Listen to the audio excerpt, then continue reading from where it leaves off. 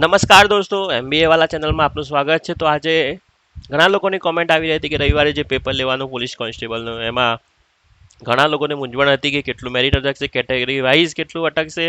તો આજે આપણે એક ઓર જોબનો વિડીયો લઈને આવી ગયા છે, જેમાં હું તમને કહીશ કે પોલીસ કોન્સ્ટેબલનું કેટેગરી મુજબ મેરિટ કેટલું અલગ છે. આપણે એનાલિસિસ કરીશું, પ્રોપર એનાલિસિસ સાથે હું તમને કહીશ કે કેટેગરી વાઇઝ હું ખાલી મેલનું જ લઈને આવ્યો છું, જેમાં હું તમને પ્રોપર એનાલિસિસ આપી દઈશ કે ઓબીસી, જનરલ, એસસી એસટીની કેટલું મેરિટ અટકશે ગાઈશ. તો આપણે ચાલો શરૂઆત કે એના પહેલાં હું તમને એક ચીજ બતાવવા માગું છું, એ છે કે એનું પોલીસ કોન્સ્ટેબલનું અભ્યાસક્રમ આપને ખબર જ હશે કે 80 માર્કનું પાર્ટ એ આવતું હતું, જેમાં 32 માર્ક મિનિમમ હતા 40% લાવવા માટે, અને જેને બી 32 માર્ક નીચે છે ડિસ્કોલિફાઈ થઈ જશે.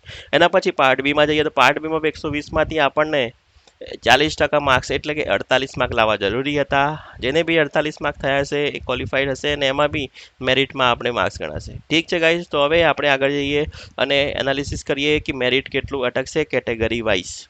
તો પહેલાં અમે એક ટેલિગ્રામ ચેનલ પર એક પોલ મૂકેલો ગાઈઝ, જેમાં અમે વિચારેલું કે આમાં વિદ્યાર્થીઓએ જે પોલમાં એનાલિસિસ કર્યું છે એ પ્રમાણે અઘરું પેપર 50% લોકો એવા છે જે વિદ્યાર્થીઓ જેમને અઘરું પેપર લાગ્યું છે, અને 25% બી એવા છે કે જેમને મધ્યમ પેપર લાગ્યું છે. મધ્યમ પેપર એટલે કે એવું કે તો આપણે એ પ્રમાણે એનાલિસિસ કરી શકીએ છીએ કે અઘરુંથી લઈને મધ્યમ પેપર હતું. એવું બી ના કહે કે હાર્ડ અઘરું પેપર હતું, પણ અઘરુંથી લઈને મધ્યમ પેપર હતું એમ કહી શકીએ આપણે.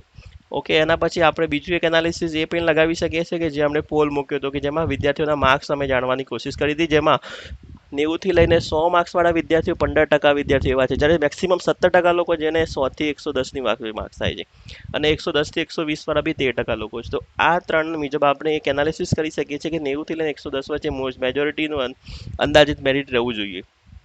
હવે એમાં બી જનરલ કેટેગરીનું આપણે જોઈએ તો 110થી 115 અને મિનિમમ 105 સુધી જઈ શકે છે, જેમાં આપણું ઈડબ્લ્યુએસનું બી 100-105ની આસપાસ રહી શકે છે. જ્યારે એસસીબીસીમાં થોડો એક ફેરફાર 10 માર્ક્સ ઉપર નીચે રહી શકે છે, જ્યારે આ 85થી લઈને 95 100 સુધીનું જનરલ એસસીબીસીમાં પણ જઈ શકે છે.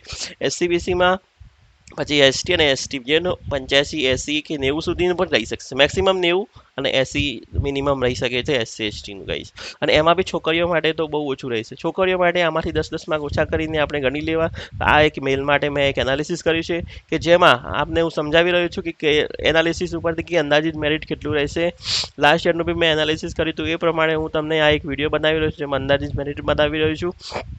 આ એક જનરલ કેટેગરી ડબલ્યુએસ એસસીબીસીના લોકોને હેલ્પ થાય, અને એ લોકો બી એમના મૂંઝવણમાંથી એક બહાર આવે એ પ્રમાણે આ એક વિડીયો હતો.